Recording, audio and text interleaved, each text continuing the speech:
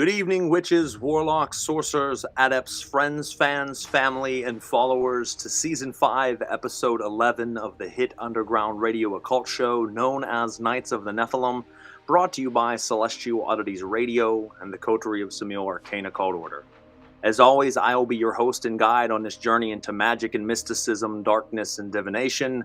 I am Frater Crow, and it's a pleasure to have you listening in this evening. Whether you're listening live, streaming after the fact, or you've downloaded us to your device for on the go, we do want to thank you for your patronage and support. Please make sure to click the like, share, follow, and subscribe buttons on whatever platforms you're tuning in from. Helps move us up the podcast community rankings, keeps you in the loop with new episodes as they air, gives you unfiltered access to our past shows, whether it be this one, Knights of the Nephilim, based on esoteric and occult doctrine, ritual magic, and theology, or it be one of our other shows like Caniculum Obscuritatis, which is a show teaching you how to build a practice from the ground up. Maybe it's Pair of Normal Guys podcast, where we deep dive into subject matter of the paranormal and supernatural. Or maybe it's Uncovering the Underground, where we talk with artists, models, comedians, and so forth. Lastly, maybe it's Last Call, where we give you unrelenting, unapologetic, and unfiltered stories that I've experienced throughout my life. We give you absolutely something for everyone, so make sure you share it around. We truly appreciate it. If you are someone who likes the live aspect of the shows or the visual component of it, we air our shows across 5 different places, video-wise and live. 4 of them are Facebook pages. My personal Frater Crow Facebook page, the Coterie of Samil Arcane Occult Order Facebook, Celestial Oddities Radio, and of course, Knights of the Nephilim Facebook. They will be on there for 30 days, and then Facebook will remove them, unfortunately, due to their policies, only keeping them on there for a month. And it'll also be aired live and permanently on the Knights of the Nephilim Frater Crow YouTube page. So that's a great place to look at it if you want to watch it live, leave comments, and see that visual side. After the episodes air, we take the recorded episode and we upload it to Spotify, Deezer, Spreaker, Castbox, Amazon, Google, iHeartRadio, Apple, you name it, we're on it. And that'll remain permanent there as well. Some people like to listen to it at work, whether at the gym or on their car ride somewhere. We understand, and the video doesn't make sense for that. So however you like to listen in. For those listening live, you can leave us comments. We will throw them up on the screen. We'll read them off. You can ask our guest questions. We want this to be very engaging. This is as much your show as it is ours, so please feel free to be a part of it. If you've missed the last 10 episodes, you really need to go back and check them out because we've had 10 wonderful guests. Tonight will be no different. We've covered a vast array of different topics and subject matters, different paths and practices, and it just continues to grow and build upon that. There is something for everyone, and we still have about another 10 episodes left after tonight. So a lot more to go this season, and we have a lot of fun planned for you. All right, tonight, in the shadows of history, beneath the surface of nations and bloodlines, there exist orders older than governments, more enduring than religions, and far more organized than legend dares suggest. Tonight, we speak with one who does not walk the path of myth, but of inheritance. Druwydion Pendragon, who is the Master Councilor of the Brotherhood of Satan, joins us to shed light on a world few have glimpsed, a world of generational Satanism, of old blood families, and the serpentine currents that flow through their teachings, their lineage, and their power. For many, Satanism is rebellion. For others, it is philosophy. But for the Brotherhood, it is sovereignty, blood, and destiny. Tonight, we strip away rumor and face the reality. Welcome to Knights of the Nephilim. I'm your host, Frater Crow, and tonight we open the sealed gates. So grab your ritual athames and put on your ceremonial attire, light your candles and focus your desire as we conjure up and welcome Druwydion Pendragon.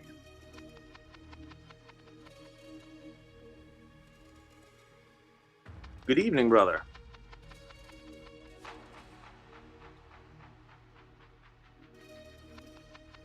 He vanished. We summoned him and he vanished. It's all right, folks. Sometimes there's technical difficulties. We're in Mercury retrograde right now. A lot of space shit happening right now that messes with the cameras. He's back. Let's see if we got him. You there, brother?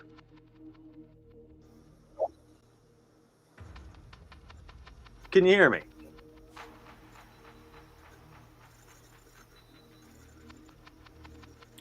Can you hear me?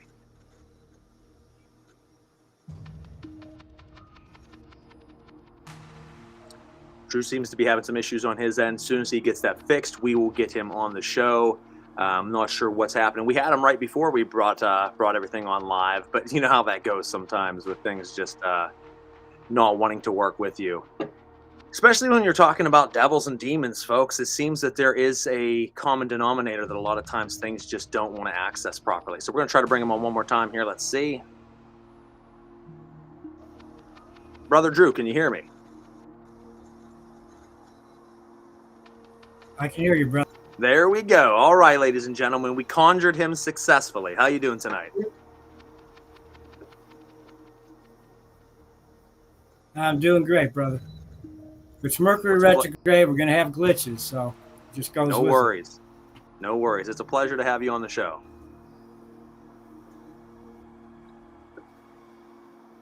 I appreciate it. We enjoy being number 11. There's our little, right?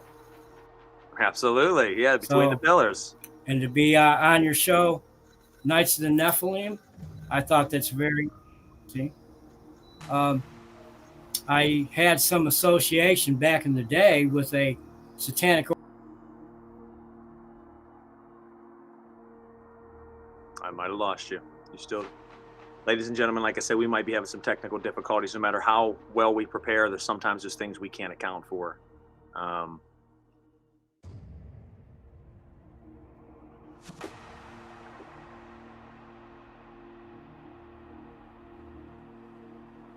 Yeah, we lost him again. I'm not sure, guys. We'll try our best to get it to work. If not, we might not be able to do tonight's episode. Sometimes, like I said, and we're not actually too far from one another, a few states away, you know, a handful of states, but sometimes I know when it's out of the country, it's really hard to get the cameras and audio to work with one another properly. Let's see. Can you hear me now? Yes, sir. All right, let's try that again. You were saying it's an honor to be on the show. You were between the pillars, you know, the middle pillar there between the 11s. And you were saying you had some contact with an organization, satanic organization.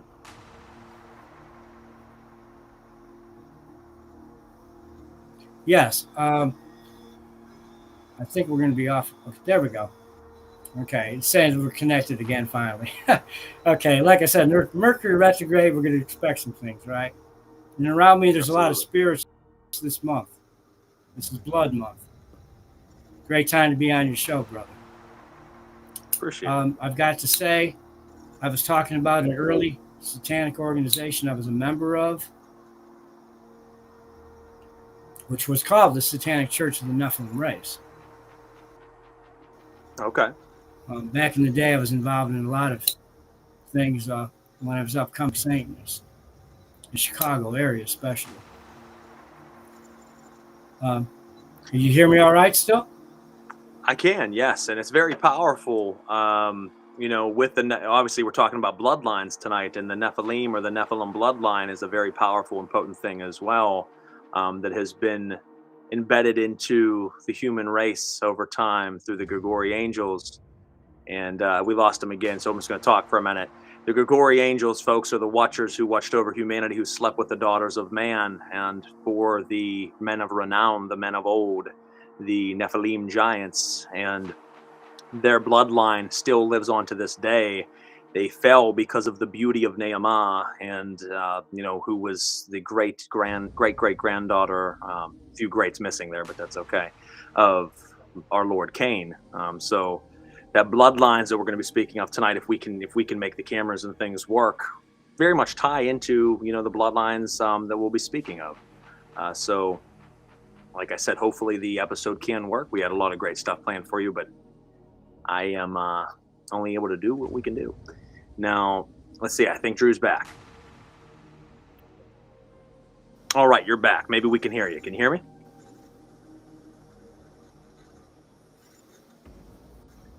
Yep.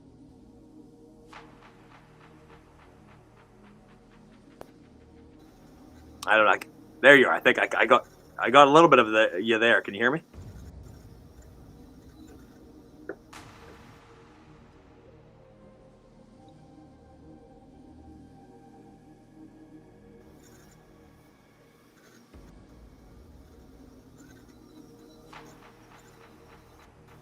You're saying connection lost on my side, or what I'm saying. I can still hear you on my end. There we go.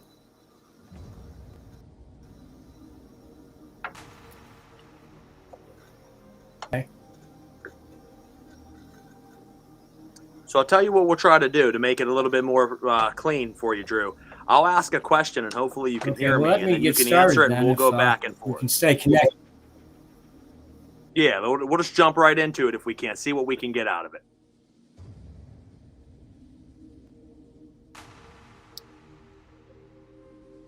So if you can hear me, what is the fundamental difference between generational Satanism and the modern ideological or symbolic Satanism?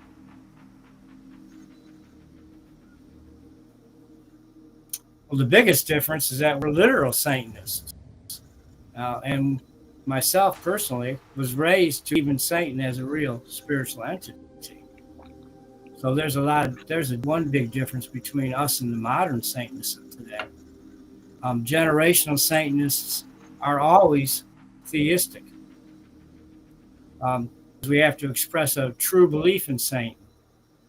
And we're also are required to do our traditional covenant to Satan as a new member, showing our allegiance to Satan. It's really a dedication ritual. So it makes us quite a bit different. We follow all of the traditional things of Satanism that most organizations don't follow. Most of the modern organizations will follow 13-step ritual, and they'll either use Doctrine, Satanic Bible, or maybe even some work of their own, their curriculum or their ritualistic work, right? But we're totally different. The things I've learned and I'm trying to teach today are things that I learned in my own family. Now, brother, when I came out from darkness with the Brotherhood of Satan Project on behalf of Brotherhood of Darkness, the truth is I knew against it, right? Because here you come out with the generational Satanism, and we're teaching something that no one in the left-hand Tannic community really knew anything about. So Drew knew automatically I was up against it, right? And of course you have the doubters and the naysayers that will pop up something that they don't have, the knowledge about, they're ignorant about. Now, over the years, I've still been able to present Satanism, and taking it back before we even had the label, back to when we were Satanic Covenants. Remember, the Church Satanists the first time ourselves. So prior to 66, where most people think Satanism was founded in 66, it's really a fallacy. Satanism has been around in the form of satanic witchcraft for hundreds of years. Old George Pickengill himself, who was an avowed Satanist and Grand Master of 9 Satanic Covenants, who originally were satanic, he died in 1909. To a Satanist that was a satanic witch, right? Now, his own ancestry goes back to Julia, the witch of Brandon. You got 1076 there. So you're talking a long continuity. And then think about how far back from Julia it probably went, right? Now, she was burned at the stake by Norman invaders.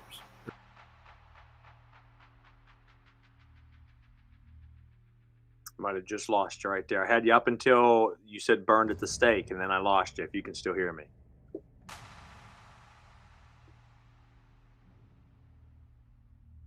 I think we might have lost him again, folks. That damn connection tonight's going to mess with us. Yeah, we lost him. The word Satanist had come about through LaVey, although it had been used in other forms prior. I found there was a big argument that I was online quite a while ago, a few years ago, because I had said about the fact that Satanism has been around for a very, very long time. And I had people online arguing with me because they were trying to go with LaVey's version of Satanism and saying, well, there was never a Satanist before the 60s. And I says, well, you might be saying that there was never a term Satanist or satanic organization prior to LaVey, but I'm like, Satanism has been around for a very, very long time. And there was this big scuffle online, and a lot of people sided with those saying that it never existed prior to the 60s. So it is kind of a funny thing that people believe that. But as you said, brother, it has been around for hundreds and hundreds of years in one way, shape, or form or another. It's just no one called themselves Satanists. They were just doing witchcraft. They were just doing their devotions to the Dark Lord, and there wasn't a need to call it Satanism. You know, we just practice, right? Other people gave us that term, just like Gnostics. Gnostics didn't really call themselves Gnostics. They just practiced their faith, and then people that naysayed the Gnostics gave them that term. They're Gnostics. No, they were just people who believed in their faith. So a lot of faiths get named from opposing faiths. Let's see if we got you back. Can you hear me? Yes, sir. Got you back. I was just telling the folks. Wish we wouldn't keep going in and out. I wish we didn't either, brother. I was telling the folks that things like Gnosticism and Gnostic groups, satanic organizations and things like that, prior to LaVey, were still practicing the same things that we understand as Satanism and Gnosticism, except they didn't, as you were saying, they didn't call themselves that. That was usually the opponent. The Christians are the ones that gave the name Gnostics and bashed the Gnostics, and we didn't have any idea what the Gnostics were doing until we found Nag Hammadi, until we found the books in the caves of Qumran. We only knew the opponent's perspective. And just like Satanism, we only knew what, you know, that term once it was used as a negative derogatory against us. Whereas prior to that, people just practiced their faith unperturbed of what other people might call it. Absolutely, brother. Absolutely. The church called us Satanists first. Yep.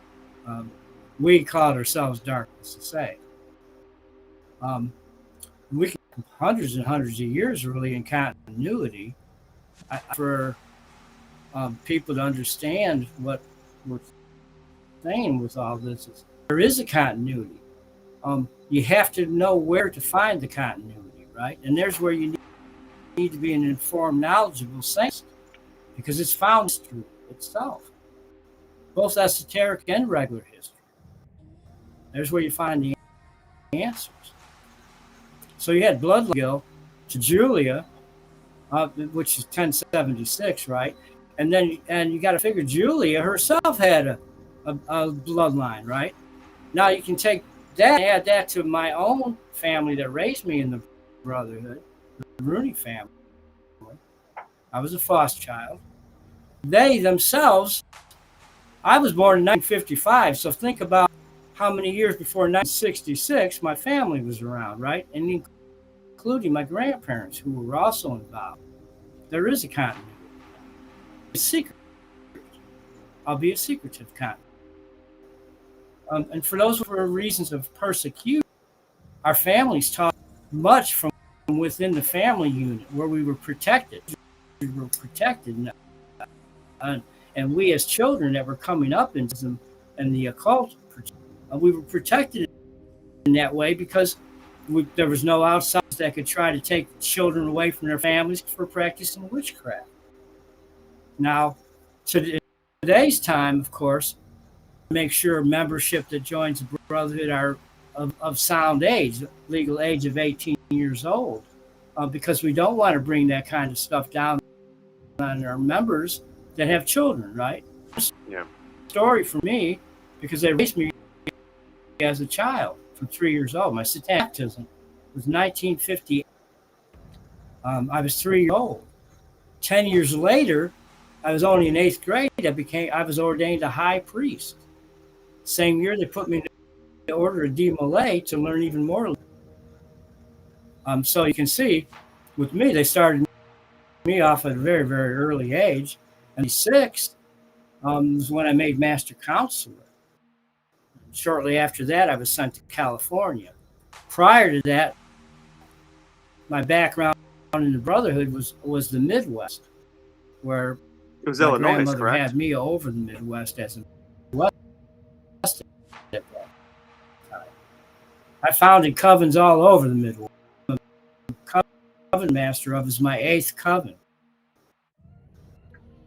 that I founded that were Brotherhood covens. There were also many covens that I helped grow that made it into the Brotherhood for reasons of fruition of my own, I guess. Because I saw some turn Jesus freak and things like that. And I'm very glad.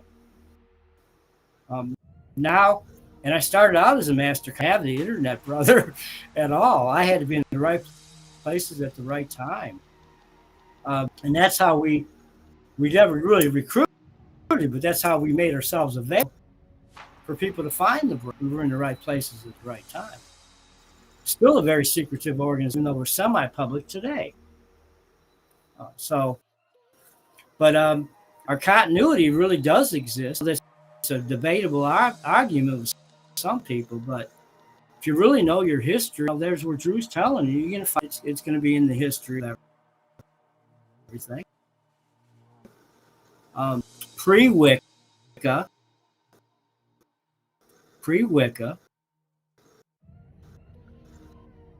I might be losing you again, Drew. I was hearing most of what you were saying there, but you're starting to cut back in and out a little bit.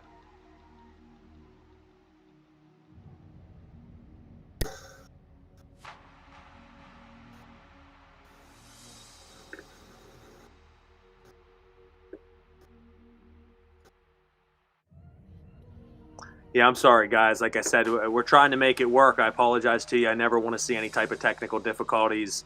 The connection for some folks can be very hard. Like I said, a lot of times it's out of country, but sometimes in other states, depending upon what the internet's like in that area, if it's more rural and things of that nature, it can be a little bit harder. So I know Drew's trying to get back in again now. We'll try for a little bit longer. If it keeps cutting in and out like that, we might end up ending the episode. I don't want you guys to have to listen to that for an hour and a half, but we're going to try to make it work. So let's see if we can get him back on here. I got you back again. Can you hear me, brother? Yes, bro. There we are. Okay, so yeah, I hear you clear that time. Yeah, you started to cut in and out there towards the end. Yeah, I saw that. Well, let me ask you this. yes, sir. I was going to say, what does the Brotherhood consider the ultimate goal of the Satanic Path? Obviously, with so many different organizations out there these days, so many different types of ideological standpoints that people take when it comes to Satanism, what really is the ultimate goal for the Brotherhood? What is your perspective of what you aim for within your satanic belief? Well, our aim actually is to basically influence the entire left-hand path community, because basically we are a Satanic Unity organization.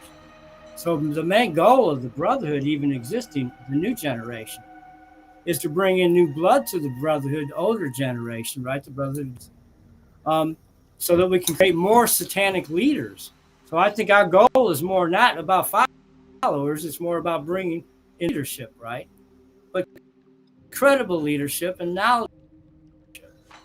So many Brotherhood of Satan, our infernal clergy, are top-notch people in their knowledge and their ritualistic activities. And they have heads on their shoulders, brother. But overall, be the catalyst or the vehicle that sees a real unity begin to grow in the left-hand path community, okay? And we want to see that for Satan, okay?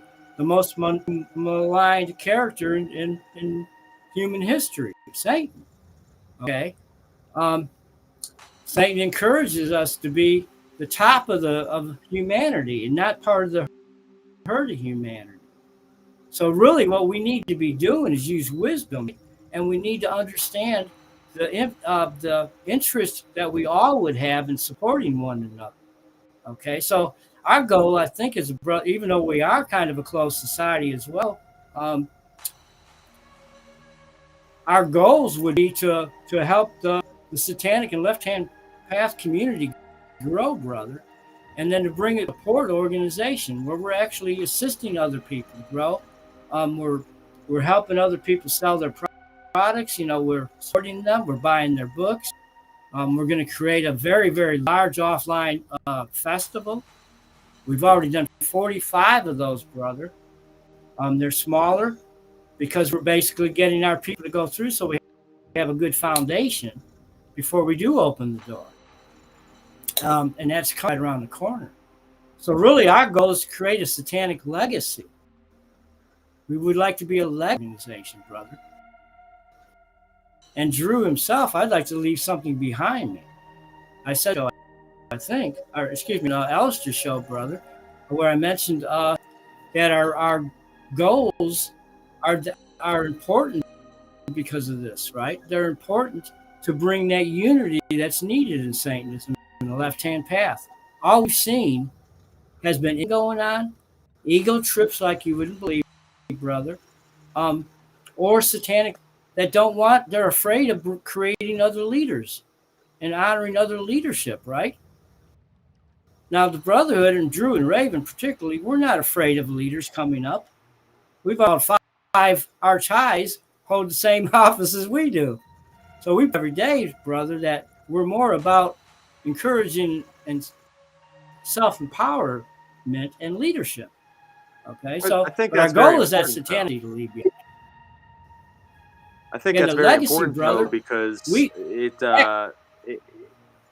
talk about that heavily on the show quite often, is that there's unfortunately a lot of gatekeeping done in general, but also by a lot of different organizations, whether it be Satanism, whether it be other forms of left-hand path mysticism or practice, where a lot of times the leaders seem to not want to teach, or at least not teach everything. They give enough to empower their students, but they leave pieces out so that their students can't fully grasp the reins of leadership, so that they're always one ahead of their pupils, always one ahead of their students.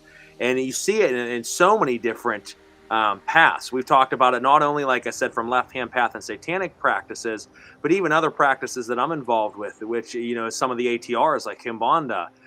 You see that there are a lot of times people who don't want to let other people take that reign and grow from it, because I guess that they feel that if they give some of that authority away, that they're somehow lessening their authority. But I actually look at it as the opposite perspective, that if you give the authority to the youngins and grow them, that shows your character as a leader, because you have now raised that next generation. You have now, your goal should be that your children, so to speak, your cult members that you have taught to become more powerful than you. It shouldn't be a fear of becoming more powerful. It should be a rejoicing that, look at my students, they've become greater than I. Exactly, brother. And I can tell you, a lot of my students, if you want, I don't call my students alongside of me, brother. I'm a way shower. I'm not a authoritarian leader. And you're right. That's what they're doing, and that's a mistake in the left-hand path, that they're not encouraging, discouraging, right? So, but left-hand path is about self-empowerment. You want to make sure people come up. That's what we're all about, is his leadership, right? And empowering others. Satanic Elders, my going to be 72 in April, brother. I've been there and done that and stuff. Now it's time to step aside and bring up people and be able to pass on generational sanctity from the inside to them and self-empower all of them.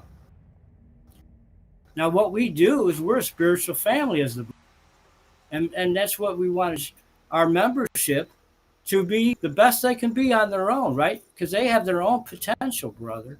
You want to bring the potential out of the people. You don't want to mold and shape somebody to be different than who they are. Satanism is an individualistic philosophy. Right? Self-empowerment is the most important thing we can be doing in the left-hand path for others. And not be a leader that's way up here on top of the pyramid, bro. I've ascended the pyramid years ago. My job now is, guess what? Up the pyramid. I work halfway up that pyramid, even if I'm at the apex or not, brother. My whole idea is to bring people in, by help and self-empower them. So what I've done is I'm teaching all the things my own family taught me, and quite a bit of other satanic, I've learned over the years and all the different things I've been involved in. Bro, I'm next to the Theosophical Society National Headquarters. It opened up a whole plethora of me. Oh, yes. I would imagine that was quite the library of Catholic Church, Gnostica Spiritualis. That's how I met Bishop Michael Bertone. Many people. Being a member of the Typhoner Templi Orientis, representing America with the Typhonian OTO. The idea is to share as much knowledge as possible with the younger generation coming up. It's my legacy, brother. You're saying about the offline events. Back in the day in California, they tried to have a dark arts festival, brother. It fell apart.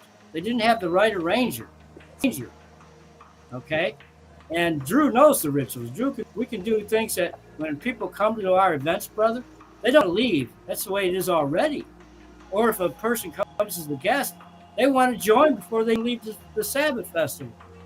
Now, we're doing that on a smaller scale right now because we're organizing our leadership, right? But just think of that as we move into the future. So part of that legacy, we want to leave the knowledge of the brother, the gnosis. It's going to be a legacy. That festival gets as big as Drew's visualization is for it. Brother, we could make $500,000 a year. That money could go all over the left hand and help everyone. Drew's not above. I'm about empowering everyone. The ones that are credible, the ones that really believe in Satan. That's who we are, and that's who I am as a teacher. I consider myself a teacher and a guide than like that, right? I do have my position is being out in the public now. For many years, before we had the internet, I was a master counselor in '76. I was at rock concerts. I was blessing the band stage. I was right in front of the band. I didn't pay for a concert or anything, brother. I met so many people. And back then, we were giving out, cards like this because we didn't have an internet, right? This is just my grand. And we would hand out cards and we would do the promotions that we needed to do at these events. It was a case of being in the right place at the right time. Well, where is that place? There's many portals, brother. They have to be shown to people where those portals are to enter into the underworld of darkness. And there's where our offline come in, because we're in those. The management of those places, everything, also know who we are. The idea is growth, right? Growth. And as we get bigger, feel that we're going to be doing more representation, how fast, and things where there's a lot of people. I'm not sure if you're hearing anything I'm saying on my end. I was going to ask a question pertaining to what you were just speaking of.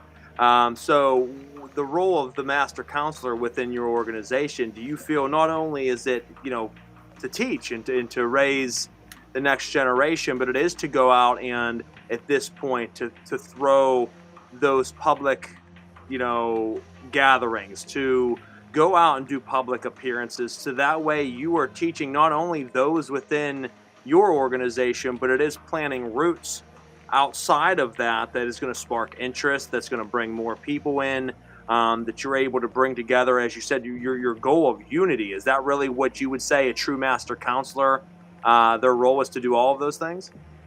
Yeah. Absolutely, brother. I'll give you an example.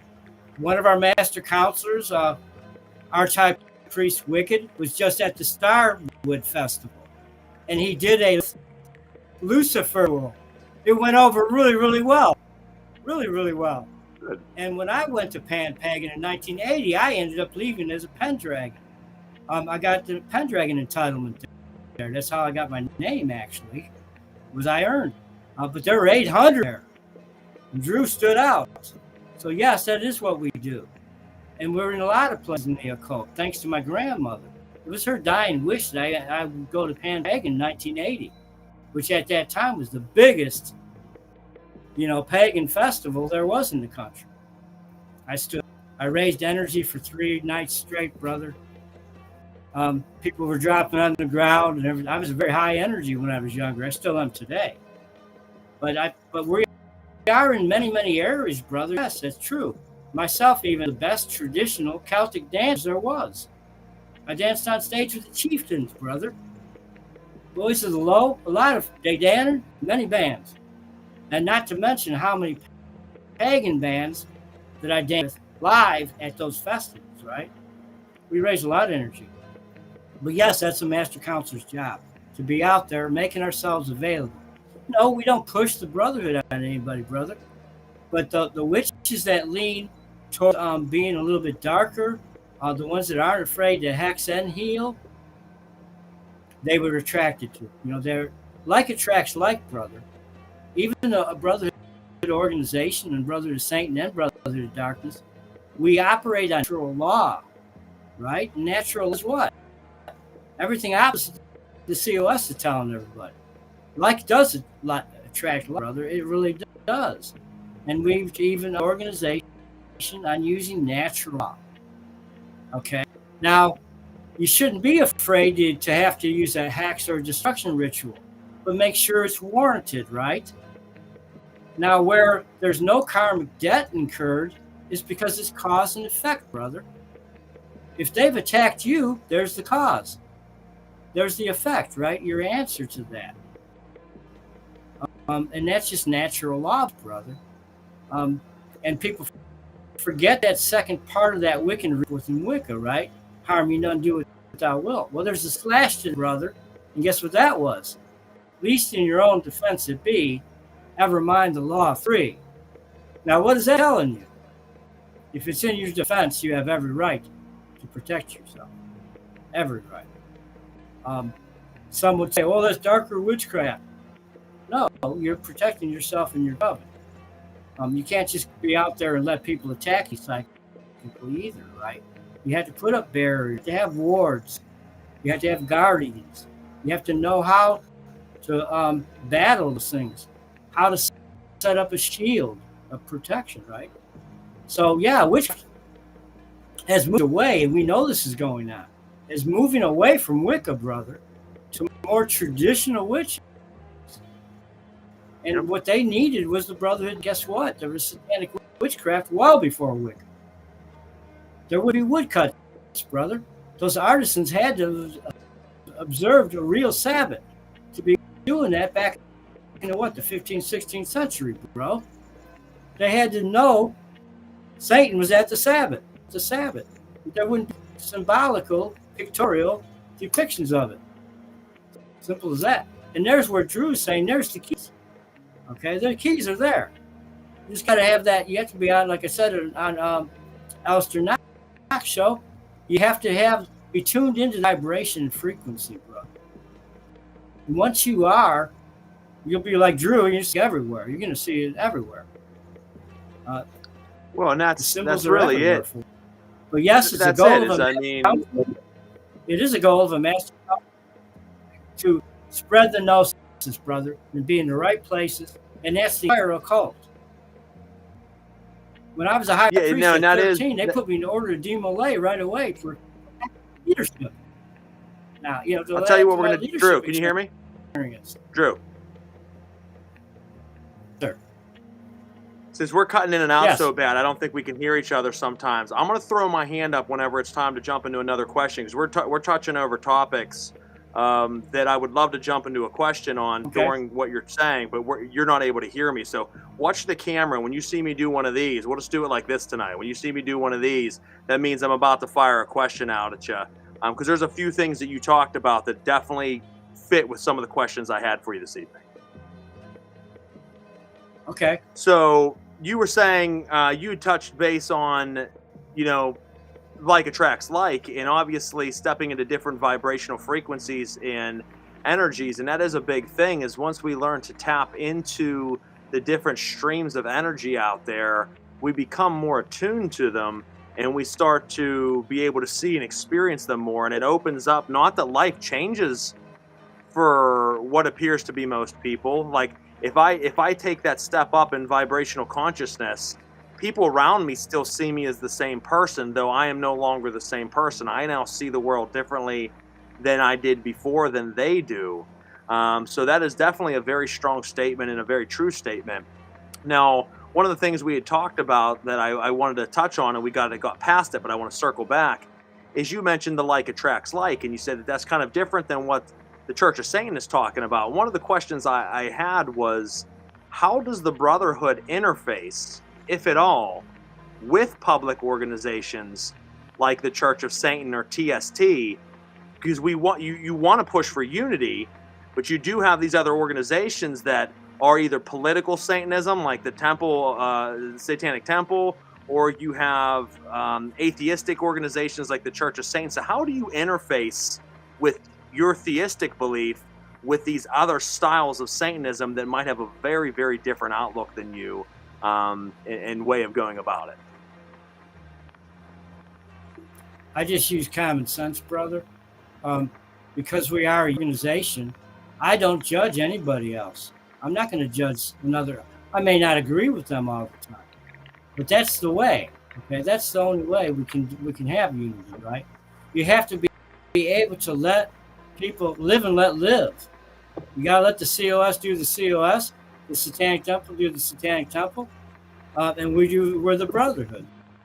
But the best way to interact with them is by respecting them, but at the same hand, I demand the respect back as a Satanist. I don't turn cheek when they attack us.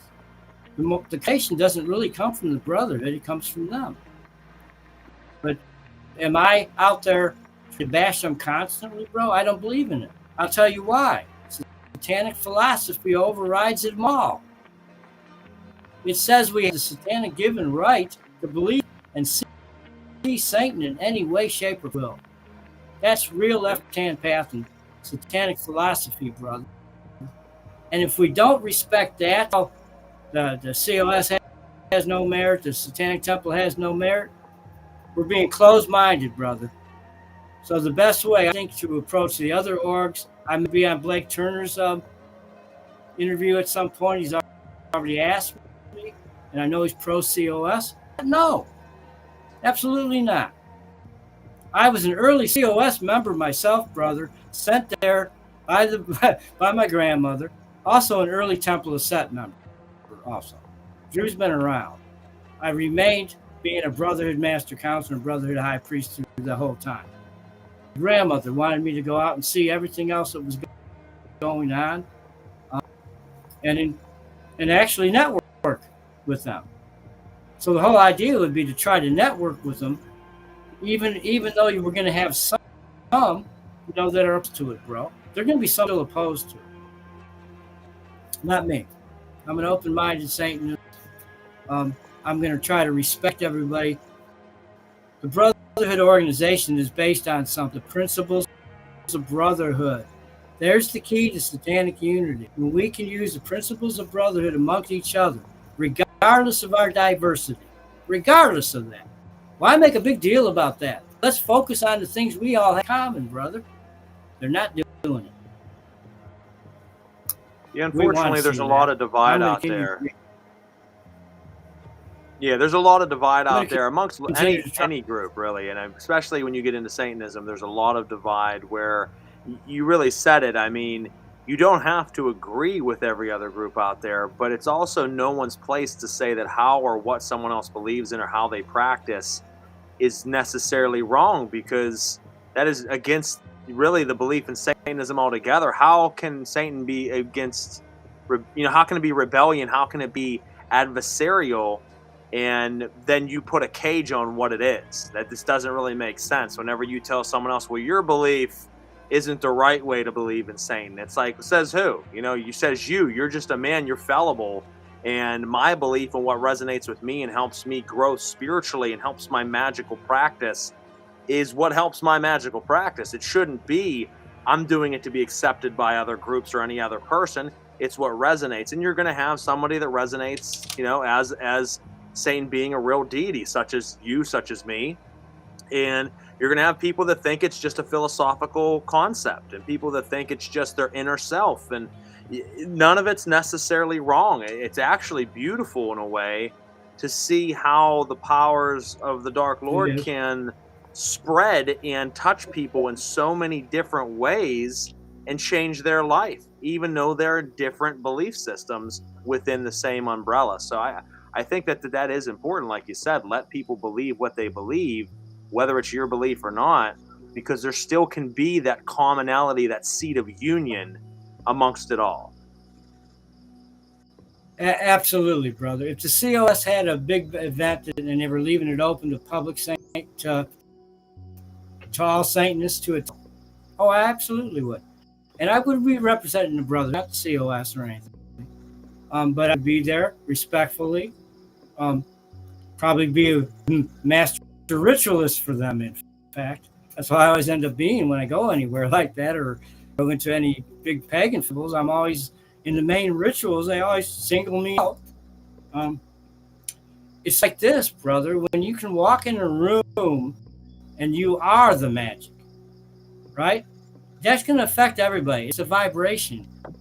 And if you have that open mind and you can address it to them where they can comprehend a lot of things that's part of what's missing in Satanism, is presenting in a comprehensive manner, right? To where they can comprehend it. And so in the case like that, where it's atheist versus theistic, it's pretty simple. Focus on the things we have in common instead. That's all we really need to do. I hear so many things, brother, out there like that. And why go out and pick fights with other Satanists? There should be your sisters and brothers, regardless of our diversity. Well, and that goes, sisters and brothers. And that really comes down to, you know, everything in life. If you think about just people in general, if we all found commonality amongst one another and aimed at our similarities rather than our differences, people would get along a lot more. There would be a lot more unity in the world. There would be a lot more love in the world. But media, politics, and a lot of mainstream religions do focus on those differences in subtle ways and sometimes not so subtle, because the more that they can make us focus on the differences of our brothers and sisters out there, the more the divide is. And the more the divide is, the more we're able to be controlled like sheep. Because if you keep the sheep separate, then you can herd them easily. But if you put them all together, they start thinking as a unit, and no one wants that. And I mean, I know that you're big on a Gnostic belief, and I know that through other things that I've watched from you and studied from you, that, you know, we could see that throughout time. I mean, I've talked about it before. Let's just take the Bible, for example. Anytime people came together, they were pulled apart. Look at the Tower of Babel. Whenever everyone worked together as a unit, then they were struck down, they were given different tongues, and they were separated into different nations so that they couldn't speak to one another and make sense of one another. That's because since the dawning of time, the powers that be have always done what they could to keep people separate, to keep them focusing on their biases and their differences.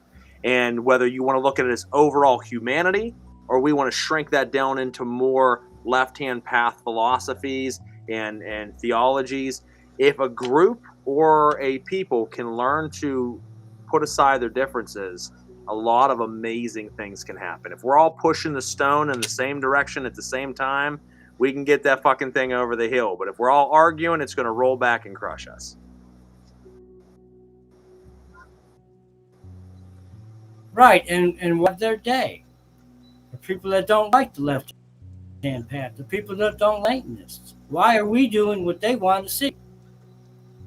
Why? Thank you, Hoochie Mama. But why would we as Satanists, brother, not be encouraging one another, regardless of our diversity? As I said, Dr. LaVey was totally different than you see in Peggy today.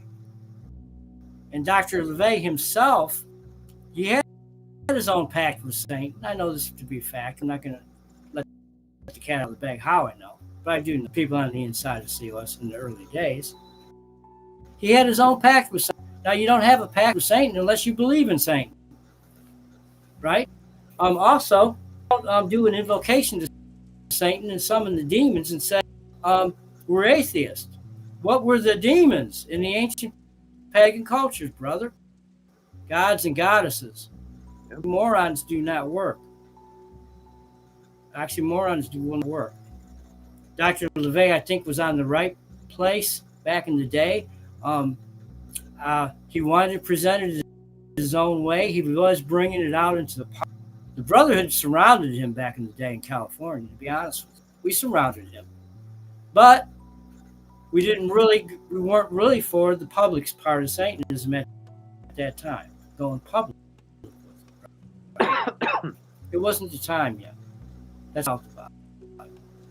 But many of us, LeVay, my grandmother knew him. Okay? She was the highest ranking member in the United States at that time. Oh, yes.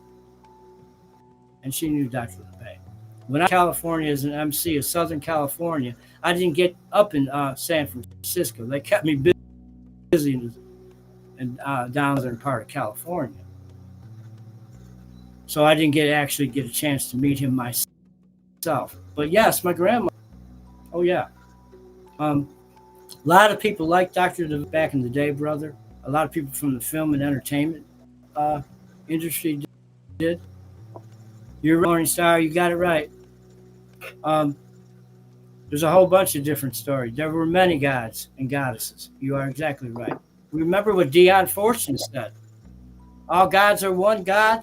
All goddesses are one goddess. There's a one initiator. Forget those things. And there's so much in our past history that people have, even Satan. There's a lot to look at there too as well. Satan is our God. There's a lot to look at there as well with the commenter that just left that comment that, yes, I mean, in the beginning, the Elohim said, let there be light. Well, Elohim, El is God, Elohim is the God. So in the beginning, the God said, let there be light, and let's make them in our image, they said at the beginning. So it says plural. So it says right from the beginning of the book itself that there are multiple gods. And one thing that a lot of people are not aware of is before there was Judaism, which obviously Christianity built from, before Judaism was Yahwehism, and before Yahwehism was Elohism, and Elohism was Anu. It was the God it was the All-Father, and then they separated it. The All-Father had 72 children, and the 72 children watched over every nation, and Yahweh was one of his children, and he only watched over a specific nation, and one of the brothers, who had a different name at that time, would eventually over time be diluted down to the archangel Michael. Michael was originally a god, and he was Yahweh's brother, and over time they made Yahweh the focused deity of their region. They knocked his brother down to an archangel status, which was the only true archangel. Over time, then they added Gabriel, they added Uriel, they added Raphael, but Michael or Michael was the only archangel in early days, and he wasn't an archangel. He was a god who got demoted to be the right hand of his brother.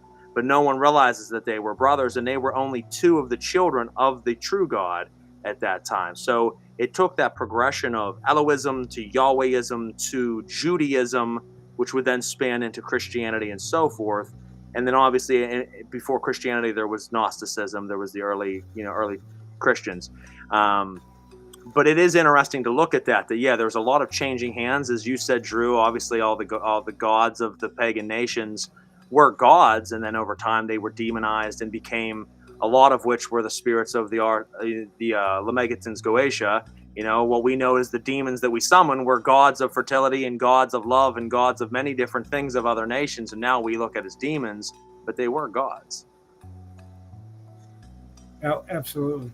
And all of them were scapegoated, not just Saint. Oh, yeah. Yeah, absolutely. And if you equal light with gnosis, light is gnosis knowledge, right? So, yeah, a balance needs to be understood. And there's where, yes, it is. Yeah, Kyle Morningstar. There are descendants to this day with the bloodlines, absolutely are. Some of us link back to Europe, and very, very true that the descendants are here today. That's why I liked being on this show. I was trying to say something Nephilim name itself. One of my early organizations, Chicago area that I affiliated with was the Satanic race. Interesting enough, Drew's been around a little bit. Thank you very much, daughter. You too, Morningstar. But you're absolutely right, brother. There's so much that they're missing on these things, and a better explanation. And what I think Satanism and left-hand path needs is more educators, right? That can actually say these things to people, teach it in a way that's comprehensive for them to understand. Sometimes they don't understand, brother. You have to really break it down for them. But you're going back in our history. And they use the term fallen angels when we didn't fall. You know, the angels didn't, they didn't fall. We can use the word diabolos, which means flowing downward. Now that I can say. So they descended. They did not fall. Just like you can ascend when you get to a certain level of knowledge and enlightenment, right? You can ascend. Well, they could descend. And when they descended, they were here to what? Try to guide humanity. So we weren't so stupid that, you know, we were falling all over ourselves and stuff. I mean, we have to understand who the master builders were. Now, if we're going to go back to those cultures, right? They taught us back then. Somebody had to have that knowledge of geometry, brother, the building knowledge, all those things. It was primitive back then. Didn't have that kind of knowledge. It came from somewhere. We know. Oh, it absolutely came from somewhere. And in a book that I've mentioned several times on the show that I always implore my listeners out there to check out is a book called Fingerprint of the Gods. And the reason that this book is very important is it talks about this research done on nations all over the world of ancient temples, of ancient pyramids, of ancient stone structures, the carvings, the angles that were done. This is even beyond masonry, where it's showing pyramids and things that were built thousands and thousands of years ago that there is no possible way that they would have been able to do without the enlightenment of some other type of race or of some type of divine influence. So obviously there was something that taught man back then, which fits so many different nation stories. And in this book, Fingerprint of the Gods, he talks about all of these different indigenous tribes who had these depictions on cave walls and carvings and stone tablets and all these things depicting the same stories with different characters, with different understandings of the same happenings that never had contact with one another. And they're all saying about intelligent beings. And that's really the whole Nephilim right there. That is divine beings coming down. And we mentioned the Tower of Babel earlier. When we worked as a unit, we got smashed down and separated. Well, when the Gregorian angels, however you want to refer to them as, taught mankind how to use stones and how to make metal and shields and swords and to fight, when they taught them how to use makeup and taught them philosophy and arts, well then, you know, as the book says, we were flooded and drowned in the flood. So there's a common denominator that every time there is unity, every time there's intelligence and growth, there's something that tries to come along and stop it. But yes, the Nephilim bloodline has never died. It is still very much here in certain pockets. And oftentimes, as you know, brother, those involved in any of that don't talk about it. And if they do, it's only on a very minuscule scale. But I can tell you, first and foremost, folks, the Nephilim bloodline is certainly still here. Absolutely, brother. And even the ancient cultures that, you know, didn't have an interaction with each other unless they were right in the same locale, right, in the same geographical area. I found it very interesting that my research shows every one of the mystery schools in these ancient cultures all called themselves the Brotherhood. How could that be? I mean, there's so much, brother. There's so much. I mean, and that's the thing is, there was so much back then that isn't here now. That's why we always have to look back. There's so much we can do and look forward to. But obviously, so much is backwards. Why are we always talking about historical landscapes? Why are we talking about these religions and beliefs? Because so much, after a certain point, was just chopped off the chopping block to change everything going forward. If you really want to look at the rich soil, it was so long ago. There was so much that happened prior to what we're even told. We're told that, Earth and human beings are only so old, and before the Mesopotamians, where there really wasn't anything other than cavemen. And no bullshit. We have been here for a very, very, very long time, and a lot of it's been erased. We've proven that already. Yeah, we've proven it already, and the only reason we have what we have is because some of it's still. If they had it their way, folks, would have never even hit the record books. We only knew about them from, as I said earlier, from Christians who hated the Gnostics, and they did their job to burn the libraries of Alexandria.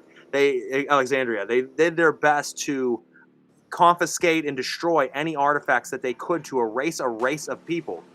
They burned the Cathars in great fires, but they never realized that they were smart enough, that the Essenes hid all those documents in the caves of Qumran, that they hid those in giant vase jars in the Nagamani library that was buried under the deserts of Nagamati.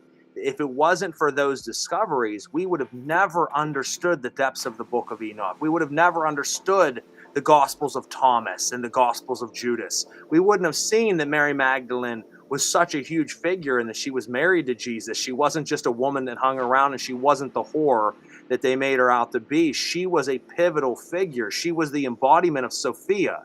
There's so many things that people don't understand if they're not brought privy to it, that history tried to erase, the powers tried to take from us. And as Drew's saying, if there's the right people to teach you these things, once you learn it, it isn't just like regular knowledge that you're taking in. It's a seed that once you plant it and germinate it, it flourishes into a forest inside of you, and all of a sudden you start feeling it in your bones. Holy shit, something's happening to me. Yeah, you're starting to awaken, brother, and when you start to awaken, there's no going back to sleep. Yeah, we call it becoming. Yeah. Yep. 100%. That's the theory of Freemasons, right? Believing in a supreme being, brother. Really, we believe in being supreme. This is godlike. Yep. So there's so much. And yes, so you have all these different, let's call it signposts along the way, or clues to decode. But once you do, you're going to come up with that symmetry that I discussed your show too. There's a symmetry on all of it. All of it. In the end, all paths are one. Now that's a concept most Satanists might not understand. Drew does. No, I agree with you fully. But you have to be able to. We wrap it in different packages, but really at the end of the day, we are all kind of pushing for the same thing. It's just we all understand it differently. Every culture has its own understanding of how they see the gods and how they experience them, but those gods are there nonetheless. They have a different way of telling the stories as we do, but their stories are so reminiscent, similar. And when we look at it, we're like, we're all saying the same thing. I talk about it on the show. Aldous Huxley talked about the perennial philosophy. The perennial philosophy is a huge part of my belief system, and what I teach and how I've been is underlying it all. There is a common root that we all have sampled and tasted and lived from, and we've grown it, and it's beautiful. But there's so many people that will naysay that, and it's like you're not getting the point. You need to go back, delete everything you think you know, start again until it starts to really sink in, because that perennial philosophy is really truly there. Absolutely, brother. Now let's see what other questions we got here. Give me a second here to pull this up. What do you think, Drew, are the biggest or greatest threats that are facing your order today, or just Satanism in general?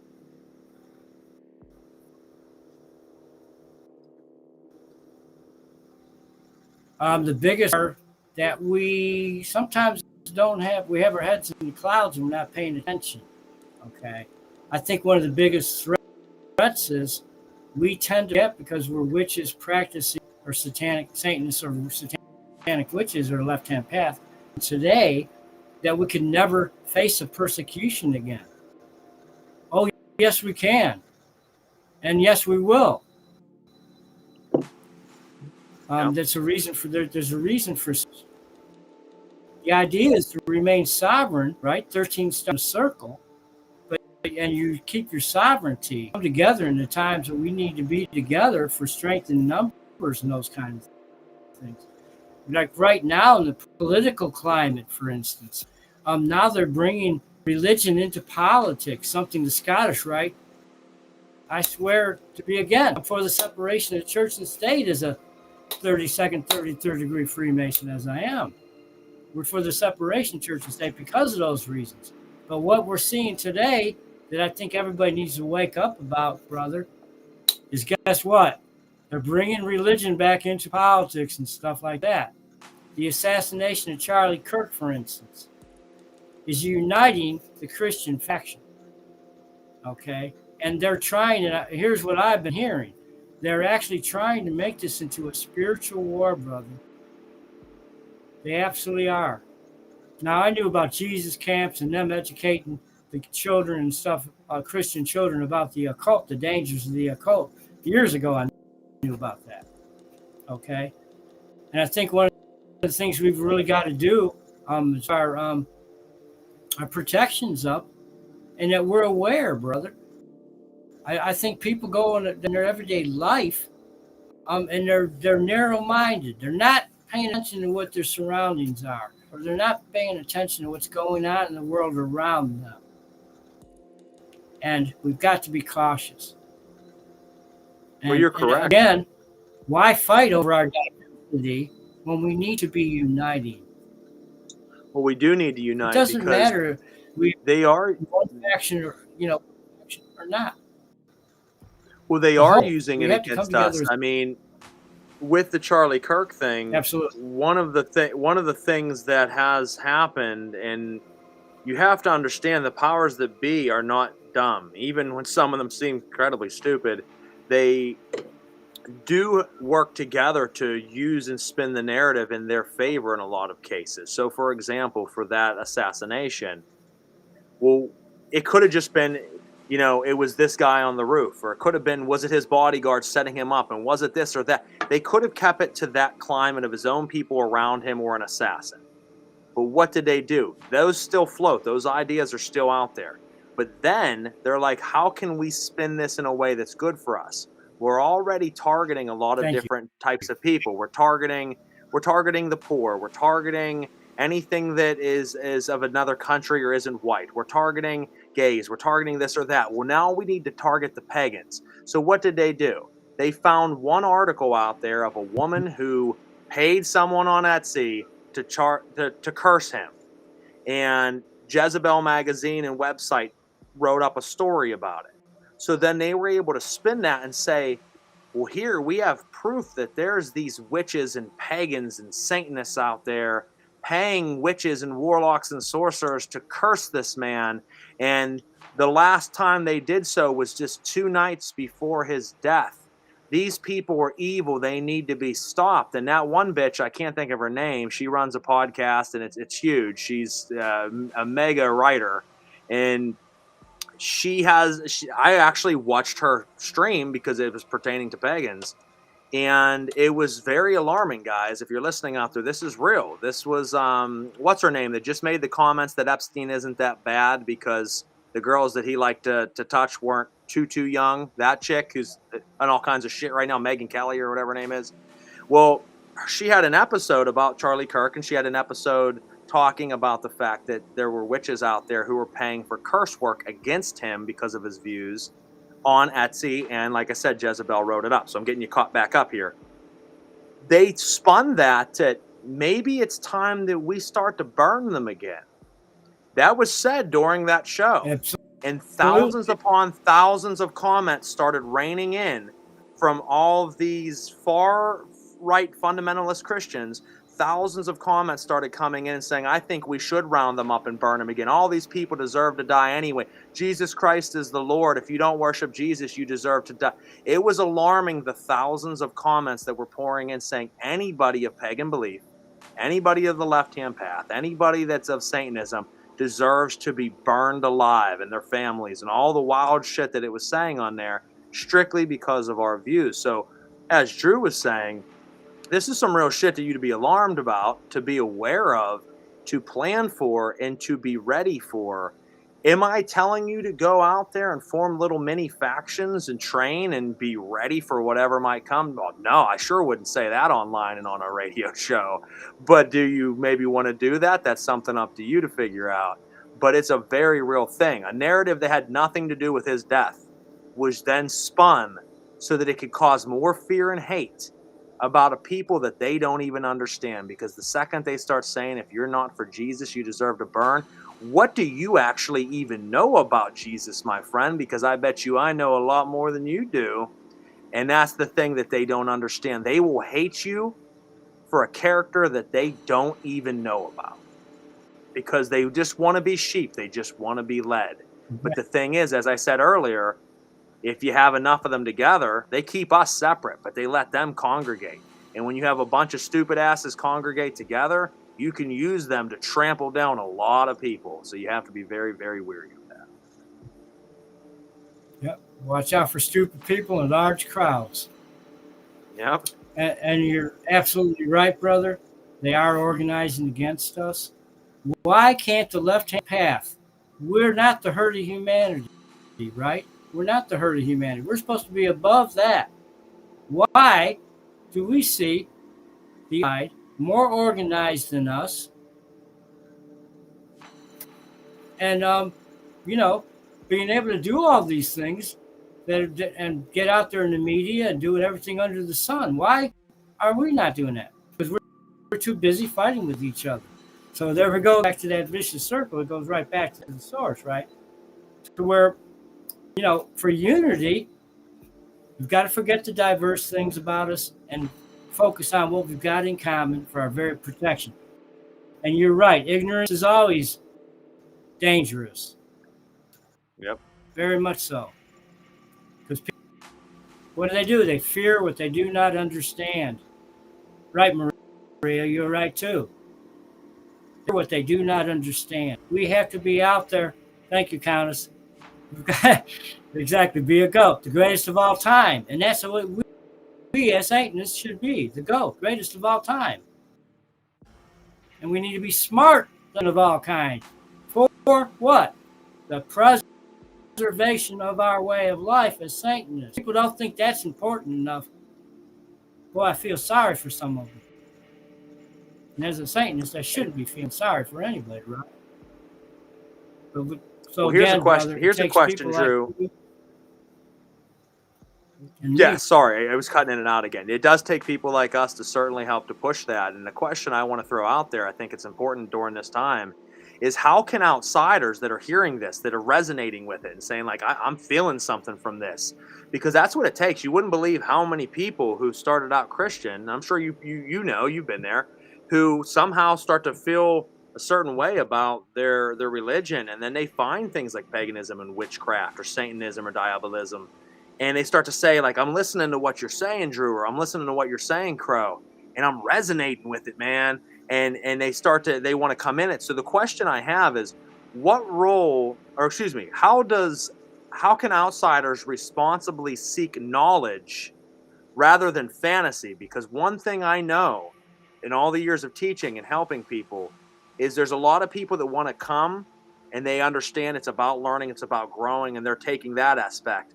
But there's also a lot of people that come in with this fantasy aspect. They're so far out of touch with reality that it's hard to teach them back in. They're just kind of out there in the field wondering. So how can outsiders responsibly seek knowledge rather than be lost in the fantasy? We got to break down stereotype. There's part of it. Break down all the stereotypes about us out there. Re-educate them. And it's not an easy process, brother, because they're influenced and conditioned by their Christian dogma and upbringing. That's exactly. And you're right, sister. And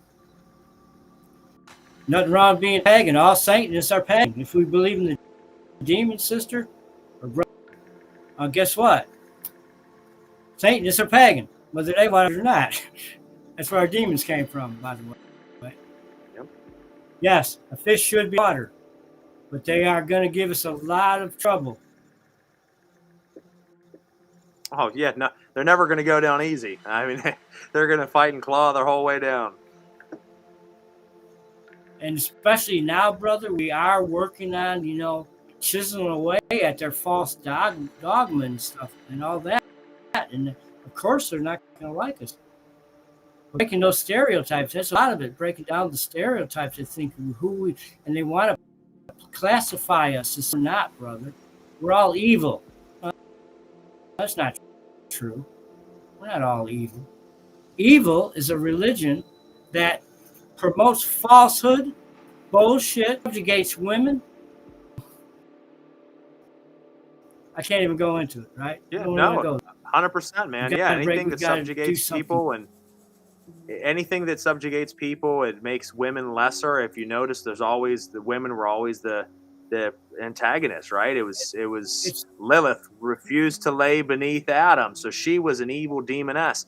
Eve broke the law and ate the apple and then sired a child, Cain with the serpent, with Samil. She was evil. Nehemiah caused the angels to fall. Sarah caused problems in the marriage between her and Isaac. It's her and Abraham. So it's always, there's always something, it's always like, okay, they're bad. And it's any way that you can try to subjugate and hold a people down. And that's unfortunate that we teach a religion of liberation, of sovereignty, of growth, of accountability. That's a big one there, is be accountable. When you fucking succeed because you caused yourself that victory. But when you fail and are defeated, don't point your finger at another motherfucker out there. You point at yourself and say, I failed. I'm the one who fell off the horse, but goddamn it, I'm going to be the one that gets back on it. And when you can start living like that, a lot will change, because we are taught it's his fault and her fault and their fault. It's everyone's fault but me. I take no accountability. But when you start being responsible, accountable, headstrong, driven, a passion, and you bring that kindness, you'll find that most Satanists, 9 out of 10 times, are better people to be around and will do more for you than 9 out of 10 Christians who won't and will judge you and spit in your face.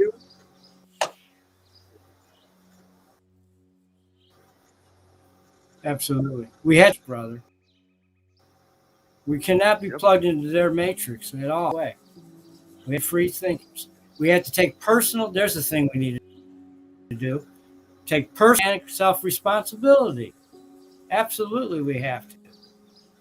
And we got to make sure that we think free, that we can satanic given freedom that Lucifer, when he taught us, right?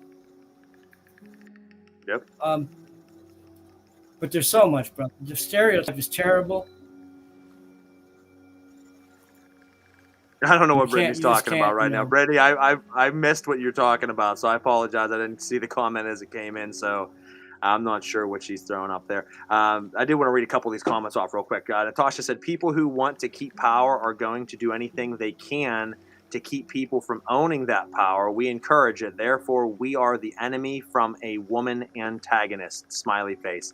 And then Occult Examiner says, Freud caused a lot of nose PDF stuff to continue to hide rich boys clubs. Yo-Yo Donna DeMorche says, speak on it, brothers. We certainly are. We got Countess. Study Jung instead. Yeah, Jung's a better way to. Freud had his own good points, but Carl Jung was definitely a very pivotal mind. And when you start understanding his concepts of the archetype and the shadow and regression, and you start to understand, the black sun. So a big thing in my practice is the understanding of the black sun, not only in a theoretical or philosophical and psychological standpoint, but also in a tangible, real aspect of doing, Sitter-Ockerean work. There's some amazing work that's not as well known from Jung about the black sun archetype and how it really plays in all of our lives. Yeah. Facts. You're right, brother. And yes, we do have to have self-governance over ourselves, meaning we dissect ourselves from any period. No, I agree. You have to have self-governance. If you're not have self-governance, you're going to get lost along the way, and that's why, once again, it's easy to lead lost people, because once you're lost for so long, you're like, someone just teach me, someone just take me somewhere, you know. But when you learn that accountability, and you're like, well, I don't mind being lost because I always know I'll find my own way, then you're hard to lead, because you don't need to be led. But whenever someone's scared to be alone and scared to be lost, well, they're an easy target. Obviously, Satanas, that's for sure. Great show so far. Thank you, brother. Yeah. Yes. And we are not sheep, right? So we can't follow what they do. There's no way. We, as free thinkers, ourselves, believe in ourselves first and foremost, as Satanic philosophy states it. There's no way we would follow their dogma and allow them to dictate our lives. Well, I'm dead. I'm not. Sorry. I'm in by blood, out by blood for me. I hear you. I'm pretty vested myself. Yes, I don't think I can ever get out of this point. Brother, that's why Weishaupt was against fucking Christianity. Oh. Absolutely. We're not the first ones thinking this either. Even in our past history, we've had our kindred, up against the same stuff as everybody. We're in a modern time. We better be a lot more protected, right? And thinking about our brothers and sisters a little bit more too, as well. There's nothing wrong being self-centered if your center is yourself, right? Yeah, no, that makes sense. You have to, and you said it in other programs, and we won't get a lot of time to talk about it tonight because we're almost done, almost here, going to wrap up here in a few minutes. But, when we talk about, and you talked about it on Alistair's program, and I advise anyone listening right now to, if you want to watch another great episode with Drew, Alistair Nock, to Magus of Magnum Opus Coven, he has his own show. I was on it this past season. Drew was recently on it. Make sure you check out Drew's recent episode. He talks a lot about knowing thyself. And I know that, like I said, we don't have a lot of time to touch on it tonight. But to truly find your power and to come into your own power, you must find and love yourself. And the problem is so many people in this world hate themselves. You hear them constantly put themselves down. How many times has something went wrong? You're like, oh, I'm so stupid. Oh, how dumb am I? You need to cut that shit out of your vocabulary right away. Case of, oh, I suck. Oh, I'm this and that. You're saying words. You're putting it into reality. Words have power. That's why in the beginning he said, let there be light, because it's saying right then and there, there's power in words, vibration, frequency. Stop poisoning yourself with your own vibration. Cut that out and start realizing, don't become self-centered in it, but start to say, you know what? I am a fucking champion and I can cover myself. I can handle my own, and find that love for yourself and find, really what lies there, your true will, because it's in there, but you're not going to find it if you're constantly throwing shit on it. So as you start to find that and find that love for yourself, then you start to find a whole new love for everyone around you and everything around you. And that's when true unity can happen. Because if you hate yourself, you're going to project that out on everything and everyone around you. And then you start hating a lot of other shit that you really don't hate. You only hate it because you hate you. So if you learn to love yourself, and this isn't some feel-good shit, this is true psychology. As you start to find that inner self, that true will, that true love, know thyself, then you're going to start to understand, see, and love and know the things around you. And that's when unity happens. That's when strength happens. And if we can find this, as Drew has said tonight, that's what allows us to rise up as a faction, as a unit, as a movement, as the left-hand path, and have strength, rather than be so fucking disorganized and be scattered so easily by the powers that be that rain the hammer down on us. As Drew said, why are they so organized when they got such a corrupt view in religions, but we have this sincerity to us and we run around like dumbasses? If we can figure out how to fix that, there's no end in sight. We have to bring our spirituality up, brother. Absolutely. And Queen says it right. We are the champions of the world. We'll keep on fighting till the end. There's no time for losing. We are the champions of the world. And this should be a message of hope for every Satanist out there. Maria, I completely agree with you. You must believe in yourself. You must believe in yourself. And Maria said, Absolutely, cutting out Maria. negative self-talk is something I'm working on. And she said, death by 1,000 cuts. And that's a huge and powerful statement that she said there. Because just like abuse, when you're in an abusive relationship, it's not any one time that the person calls you a piece of shit or a sack of shit or a cunt or whatever other words they call you. It's over and over again. Those are tiny cuts. You might take a little tiny cut and be like, oh, that ain't a big deal. But then you get another tiny cut and another tiny cut or another hit or another slap. Any one of them aren't too bad, right? But over time, those tiny cuts cause a lot of problems. And you do that to yourselves when you naysay yourself, when you doubt yourself, when there's a big challenge in life for you, you say, I don't think I can do it. I can't accomplish it. I'm not smart enough. I'm not strong enough. Well, no, if you think like that, fuck no, you're not strong enough. You're never going to achieve it. Take it head on and say, I am strong enough. I am smart enough. And I bet you start to do things you didn't know you could do. And you start opening doors in life that you didn't know you could open. So many don't want to work together. They've had thousands of years to organize. And that's true. We should never be ourselves when we should never make an enemy of ourselves when the enemy's out there. We've got to realize this. So being hard on ourselves, it's not going to work. No, Drew, I have two more. Mind frame, I call it organic thought, has to be done. Yes, fully agree. Now, I got two more questions for you, brother. We're going to wrap up this evening. I want to thank everyone out there because we did deviate, as I'm sure most of you could tell, because of the connection, the delay that we have, the hard time we're having hearing each other, and all the cutting in and out at the beginning that we had. Thankfully, we got past that. We want to thank you for sticking around with us. We want to thank you for your comments, your questions, your sincerity, your love, all the clicks and shares that you're going to give this. Now, we had to deviate because I had a list of 30 questions I wanted to ask Drew, and we only really went through about 10, maybe. We started to just talk about concepts. We started to talk about our feelings within Satanism and things. So the direction of the show shifted tonight. But sometimes that is the best way. Things take an unexpected turn. You roll with the punches, and we still want to give you what we believe. So thank you for showing so much love this evening. We're going to end it with two more additional questions, and then we're going to wrap up the evening. And Drew, I want to know, obviously your family, was very secretive for a very long time. These bloodline families, that's how they survived, was being quiet. But in the recent times, with the passing of your parents, as you spoke about, with you being able to speak more about it in your upcoming books and things of that nature, you have come out a little bit more and exposed a little bit more of that in the sense of, hey, we are here, we have been here.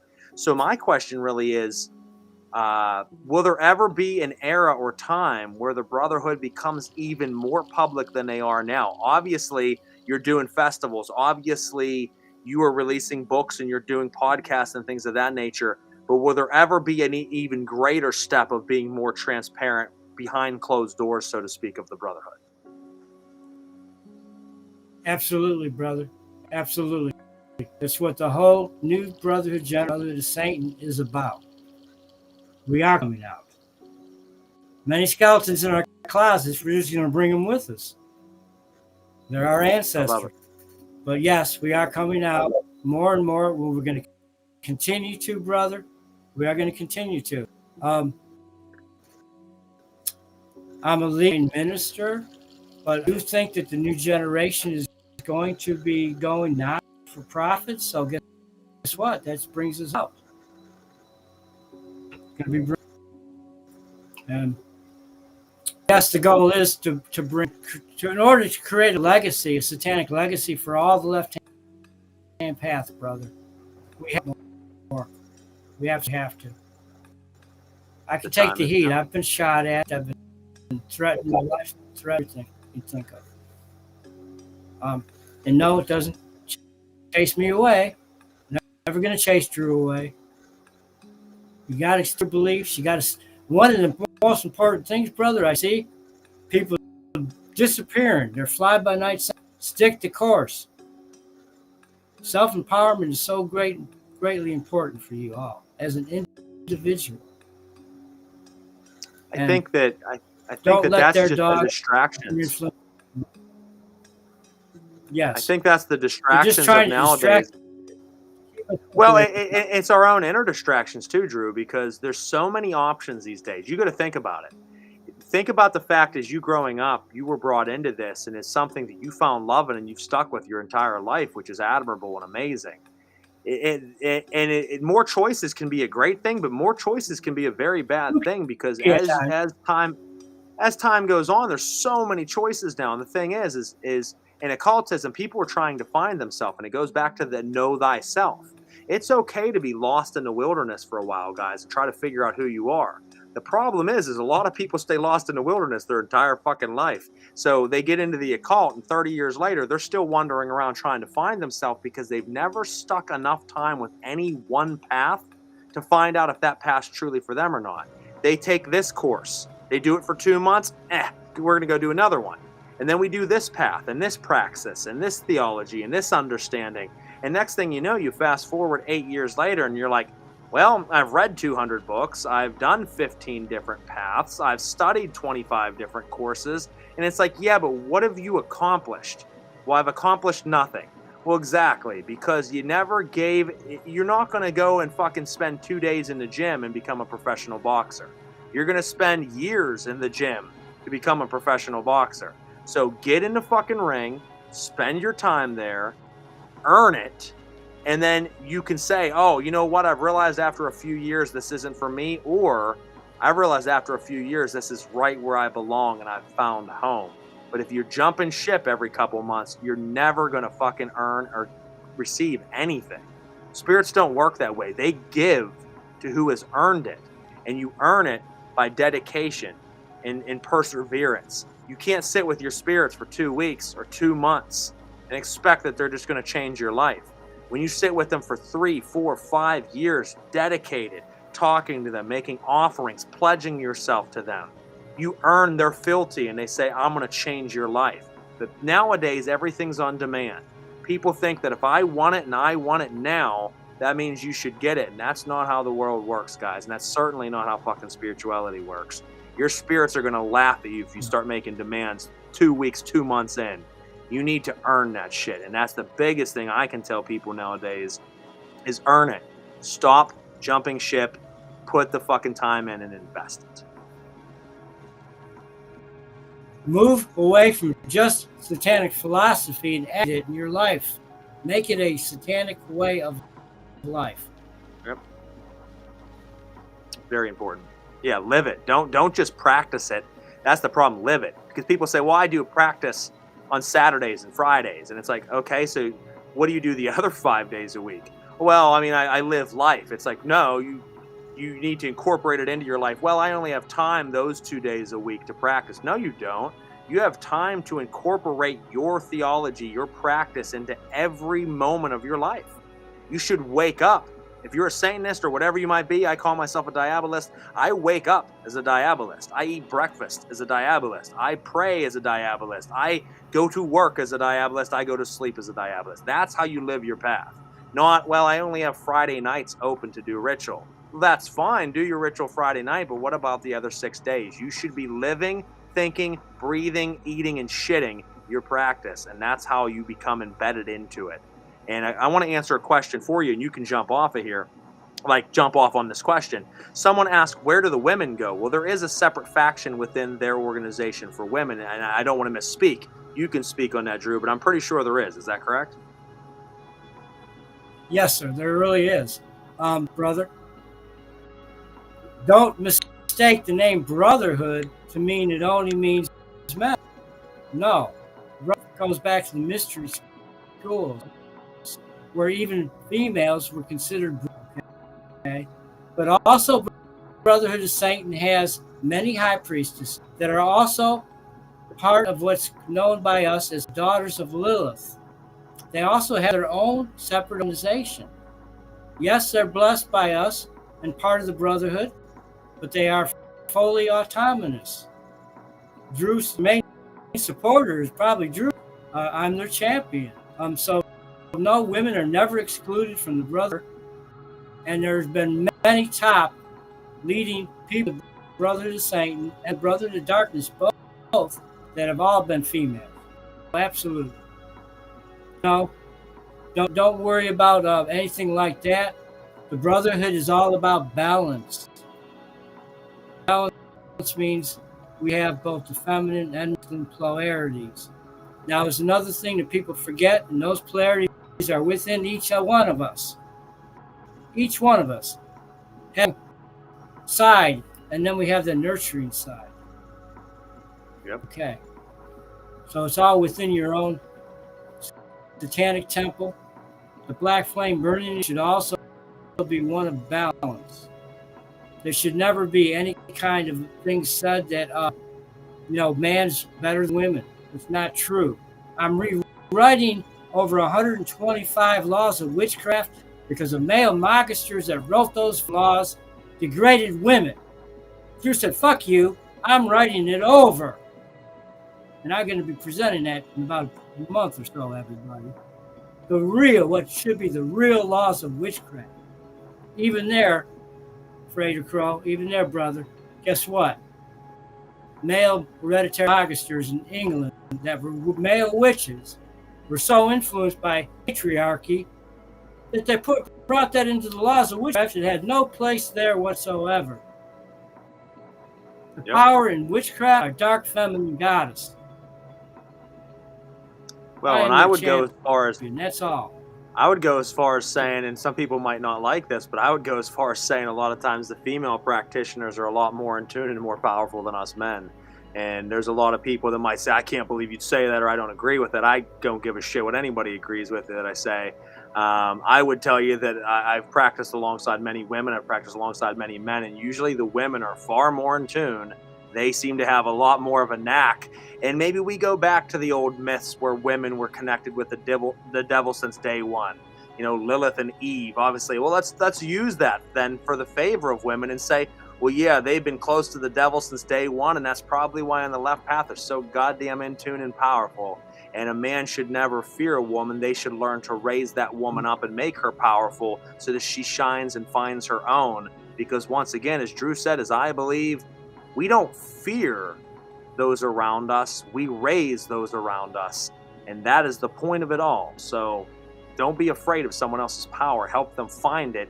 And in it, you might find your own.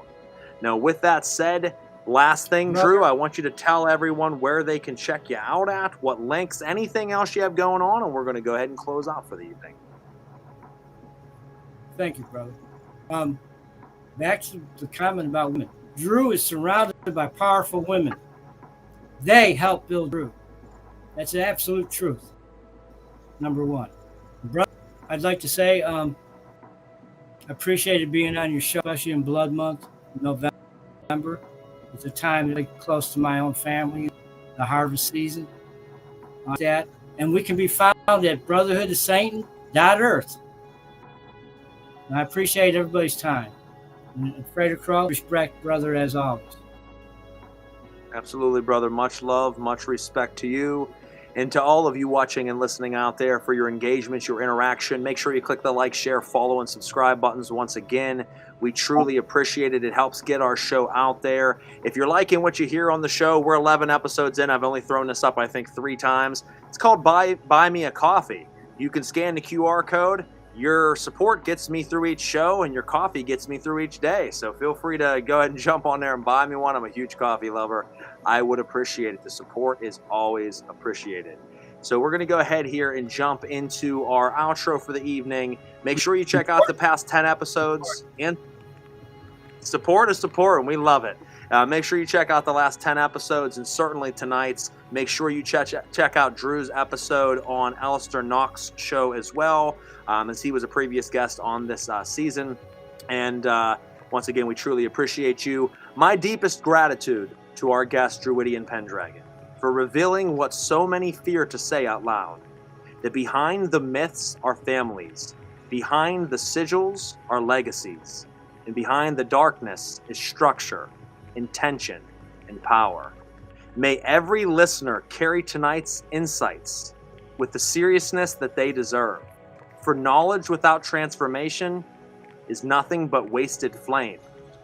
Until next time, Stay vigilant. Walk the crooked path. And remember, the night remembers its own. This has been Knights of the Nephilim, and I am Freighter Crow. We'll catch you next time. Ave Noctis. So much.